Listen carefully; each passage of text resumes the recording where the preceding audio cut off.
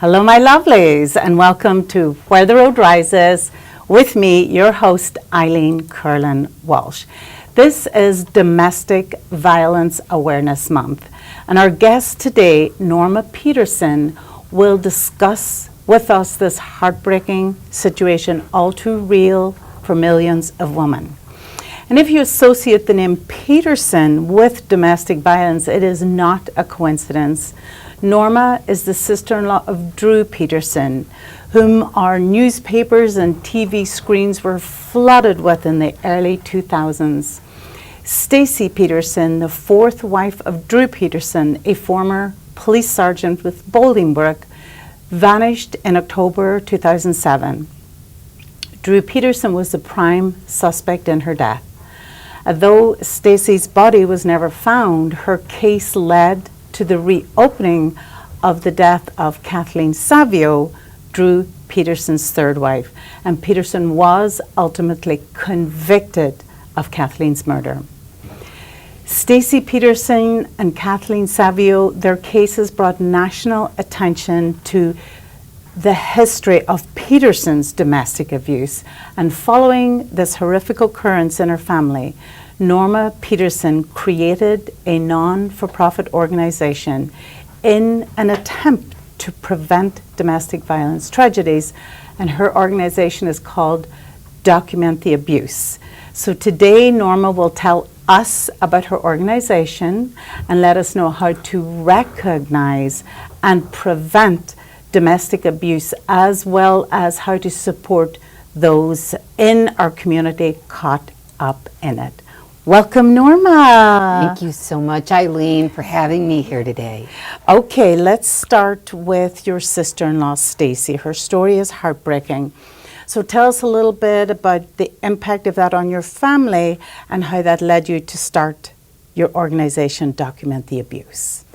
So literally yesterday was Stacy's 18-year missing anniversary. So it has been 18 years that we have been without her. Mm-hmm. We hope to bring her home someday. That's the hope that we have. But in the meantime, there is something that was created because of what happened with her, with Kathleen, and with another young woman named Susan Murphy Milano. And because of their stories, we now have a way to hopefully make things a little different than it was for Stacy and Kathleen. Mm-hmm. And the organization, tell me how it was, what were the ideas, how it was created, and how you've been able to bring that to fruition. So I wish I could say I was the creator, but what I get to be is the front end of it. So what it is there was a woman named Susan Murphy Milano, and she was a domestic violence awareness advocate that was in the Chicagoland area. And like you said, this story made national headlines. When she saw what was going on out there and saw the trial, she had created and just written a book about the Evidentiary Abuse Affidavit. And that affidavit is a way for people to document the abuse. That's where our name comes from, Document the Abuse. We house this Evidentiary Abuse Affidavit, or EAA for short, and it basically does just that. It holds all the documentation for someone in the event that anything should happen to them, but more so that hopefully what we do is we prevent things like this from happening. And so this is why it was created. And so in seeing what went on, Susan, the creator, reached out to me during the trial. We became friends, and unfortunately, Susan passed from cancer 5 years to the day that my sister-in-law went missing. Mm-hmm. So it was her anniversary of her death also yesterday. So it was a very impactful day, and these women are the reason that this resource now exists. So tell me about the moment that you realized you had to become involved, that you had to take action, because I'm sure this was so devastating and so public for your own family. where did you get the kernel that out of this destruction and devastation that you could maybe do some good? Because we had the kind of attention that we did, I mean, literally every day, if anyone, remembers from that period of time, from one end of the country to the other, there was all this exposure of him. So we were kind of in the background because we were helping to take care of the kids, helping to provide stability while he was doing what he was doing. Mm-hmm. And so knowing how dangerous he could be, I could not come out and do the work until I knew he could not get out of jail. So when he attempted to go after the Will County State's attorney and was convicted, and actually got more time for that than he did the murder, that then ensured he would never get out. My last name is Peterson. There's already 2 Mrs. Petersons gone. Mm. Chilling. I could not afford to be out there to antagonize him in any way until I knew he could not get out. Good gracious. So in doing that, I thought, well, we have all this name recognition and we've got this story. Maybe what we can do is use it to make it different for someone else. I love that. I absolutely love that, Norma. So how do you help victims beyond the affidavit, and how do you measure success with that? So a lot of it is in getting victims to realize, A, there is a free resource for you to use. We didn't want there to be any costs to it because we didn't want people to have to figure out, am I going to pay for a gallon of gas, a gallon of milk, or am I going to fill something out that may save my life and prevent a terrible outcome? We didn't want anybody to have to make those decisions. So that is why Document the Abuse is in existence, so that we as a nonprofit can offer that resource free to any victims. It is a web-based app because we did not want it to be found on the phones, so that was an extra security protocol. And above all other things, nobody ever opens these EAAs, as they are called for short, because we want victims to know that they are safe and they are secure. They are never opened, they are never looked at unless somebody specifies. So that is how we do things. Oh, I understand now, Norma. So while there are organizations who will provide housing or like emergency support, your role in supporting the victims is that you help them keep the information that they need for the affidavit, so that if it ever comes to a prosecution or he said, she said, they have the evidence maybe necessary for convictions or to keep them safe from that person. Right. So what you're doing is it's kind of a keeper of your information. But hopefully if you are here to testify on your own behalf, what you're doing is just using it for a reference. So now, what is the first thing you always say to someone when they come into your office? Do you have your documentation that proves what this is? Does it validate, corroborate? Is it a way to say, this is what was happening to me? And so many times victims, in going through the things that they have, don't always have the mental wherewithal to go, okay, this is here, this is here, this is here. Now what we do is we just make it very easy for them to encapsulate all that information so they can present themselves. And maybe they took a look at what they're writing and seek other resources. So I work with many different organizations, whether it's police departments, law enforcement, legal. I'm part of the DuPage Family Violence Coordinating Council. I am on the Will County Domestic Violence Fatality Review Board. So I work with anyone who has contact with victims, and I provide this resource as a way for them then to engage the people that are already coming to them. And so this way we capture as many people as possible with this. I know I see very clearly your role, Norma. And as I think of the victim of maybe continual and maybe it's getting more and more violent within the home, each time they're just thinking about staying safe, keeping their children safe. So to go and document it, write it down, would be a step that they wouldn't necessarily be thinking about doing.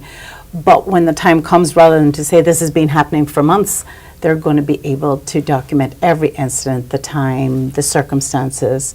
I can see how valuable that would be, because unfortunately you're right, when it comes to being in court, it's not just what you can remember on a stand, it's what you're able to prove. And the more documentation really we have for anything, exactly, the better that is.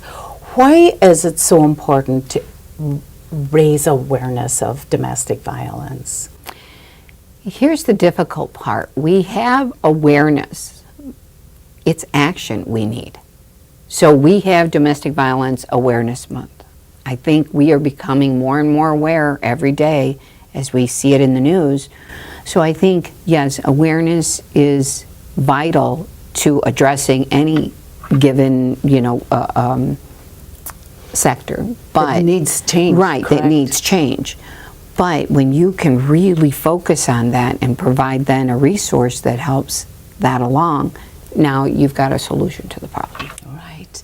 And are there common misconceptions in the community about domestic violence that you wish we understood a little bit better, Norma? Yes. So talking directly to anyone out there, if you are being made to feel less than, no one should ever make you feel less than. If they are, because unfortunately what people don't realize, and this is the big one for me, is abuse isn't just physical. It's not just a mark that can be left. There are marks that can be left on your heart, on your mind, on your emotions. There's financial, there's physical, there's emotional, there's mental, there's coercive control. There are unfortunately a lot of different things that fall under that category. Absolutely. That if you can't see them doesn't mean that they're not abuse. So please look and see out there for the resources. There is an excellent resource called loveisrespect.org. And in it shows you the green, yellow, and red flags that you should be watching for. And it's geared a lot towards teenagers, because if we can get to them younger, maybe they don't go through that when they're older. Maybe if we can get to them and teach them in high school what is good behavior and what's not, what are red flags. Maybe what we do is when they enter these other environments that they're new in, such as college, they're better equipped. I will tell you, Norma, that is something, as a mother of 4 boys, I have thought about all during their raising. The responsibility that we have to make sure that they understand how to behave in the world, that they understand what limits are, that they understand how to behave when they're in the company of women.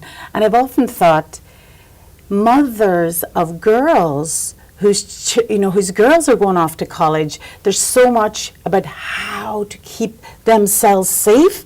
And I think mothers of boys should also be just as circumspect about making sure those boys know how not to abuse girls. So I think there's tremendous responsibility when it comes to the teenage level, because if we really could educate or treat at that point, maybe we wouldn't have near so much violence and assault in the adult years. That's where the work is I think, educating our youngers so that they don't wind up being older and dealing with this. Yeah. They have a better scope of things. So learn from our lessons. And is there an educational portion to what you do? Yes, anyone can get a hold of me. I do some classes out in LaSalle, Peru. Shout out to them. And I go to the high school, the advanced forensics class, because this is forensics. You're holding information that could be a part of a case at some period of time. If you are not here to speak on your own behalf, we're hoping that you will be by filling this out and saying, my life is worth this much time and effort. And going back to the web-based app, what we did was we made it web-based so that it wasn't findable on the phone. It doesn't need to be downloaded from the App Store, so there's no sort of traces of anything on there. So it's internet driven. So anywhere that you can get to the internet with a username and a password, you can get on there. So you can go to your best friend's house, you can go to church, you can go to the library, you can go to school, you can go anywhere that has internet, and once you've established a username and a password, that's all you need. And you can go in there and fill it out as many times as you need to, because we know that these incidents are not singular. It is a buildup. So for each time you can go on there, maybe what we do is we prevent that next time from happening, because you seek resources. And that's exactly what we need to address, because our viewers may be thinking, if there's ongoing abuse, why, rather than documenting it, aren't we just getting the heck out of there? But that's really not getting to the psyche, the nature of abuse and what it does to victims before they can get that help. If we had a better understanding of how victimology works, I mean, truly, when someone is in a situation like this, the abuser, whether it be a man or a woman, men are abused, and those statistics, unfortunately, are going up too. So no matter in what position you are, gender you are, because it happens everywhere, it's the knowing that this is what's happening to you, because so many people don't get it, and then when you do, I'm embarrassed, I don't want to talk about it, I feel dumb because I let myself get into this, and then they're afraid of the judgment. So if we do nothing else for victims, if someone comes to you, just believe them. That's what we can do first and foremost for anyone that ever comes to you, is just say, I believe you. Because that is what they are looking for. They are looking for the belief, because no one wants to grow up and be a domestic violence victim. That is not how we do things. We want to grow up and we want to be safe and we want to keep our family safe. But sometimes we find ourselves in situations that we feel like we can't get out of, and if people are judging us by saying, how come you don't just leave? Because we don't understand that victimology. The best way that you can help is just to say, I believe you. I believe you is the best way to answer someone who is coming to you. And it really resonates with me, Norma, that you say not only by documenting the abuse are we creating an evidentiary document, but we're maybe helping ourselves see what we just may have gone from incident to incident, but if you can see this clearly documented, at some point it may be what would help the scales fall from your eyes and take that step to get help. I love that. That evidentiary document could be beneficial in so many ways. Very much so. Could you tell our viewers a story or two maybe of someone you've been able to help since you've been working with the organization? I had trained someone, and a few months later they wound up attending another training because I had done it with another Family Violence Coordinating Council. I had someone come up to me and tell me that they had filled out an EAA and they had left. And they were able to come up and hug me to tell me that they were now safe and to thank me for this. Now, while it's not my doing, it's their own doing, the fact that I could get someone's outcome a little brighter is what makes it so much better. Because I couldn't do it for them, but I can do it for you. Yeah. Oh, that's amazing. And that was actually what my next question was going to be for you. I mean, this is so challenging. I mean, it's so challenging for you. It's clearly emotional right now, thinking about Stacy and Kathleen, and it's emotional thinking about the people who have left because of what you've done. So how do you overcome obstacles? Is it just seeing the road ahead, the help that you can give? Oh, there's been times where you couldn't see the sun over the hill. Yeah. There's been a lot. We literally just received our 501c3 last month. And that was a long process. But it is. We had a lot of things go on, so sometimes there are going to be obstacles, and it's going to seem like that hill is insurmountable. But if you feel passionate about your mission and you know what you're doing is right, you'll just keep going. It has been a long struggle, but knowing that we are now in a place that we can help so many others and now get help to help others. So we are very thankful. So much for what you've been doing. So if someone is watching or knows someone in danger, there's an escalation, what would your advice be for that person? So if you are witnessing something like this, if you're watching this and you have a neighbor, a friend, a sister, a brother, someone who's going through it, and you can ask them to, or make them aware of this. Do you know that there's this thing that can help you write your story? A lot of times we can't get victims to engage in it because they're just so scared, or they're just not in a place where they feel like they can. If I'm witnessing this, maybe what I start to do is write this down, and now I corroborate someone else's testimony. So now there was an incident, speaking of stories, there was an incident like this. There were two co-workers, and she was watching him be abused. And so she would know that she saw him come in with a black eye. She would notice that he would get very nervous when his wife would call. And I mean, there was just these things that she was witnessing. So she started writing them down. Something happened to him, and they were able to use her corroborating testimony to back up his. So now you may become that person that says, I witnessed this. So if they're sending you pictures, they're sending you pictures of a hole in the wall, they're doing anything that is engaging that, now I can write that down on behalf of someone. Excellent. So now yes. It gives friends, family, anybody who deals with these victims even a way to try to help. Yeah, that's wonderful. So if the viewers want to get involved, well, we've talked a little bit about if somebody needs help themselves, or if they need someone who needs help. What if somebody wants to offer help for your organization? They love what you do. They want to offer time, talent, treasure. What's the best way to get a hold of your organization? We do Norma? have a web page, documenttheabuse.com.org. We are going to be gathering interns so that we can go to different events and make people more aware. You know, right now we're just limited by the amount of people that we have out there. We're doing trainings, so watch for the trainings if you want to get involved, learn more about it. If you want cards, we have QR cards that take you directly to the website to make it easy for victims. Let's say I need to give somebody something very quick, and this is what we ask police officers to do. It's just a simple card, just like a business card.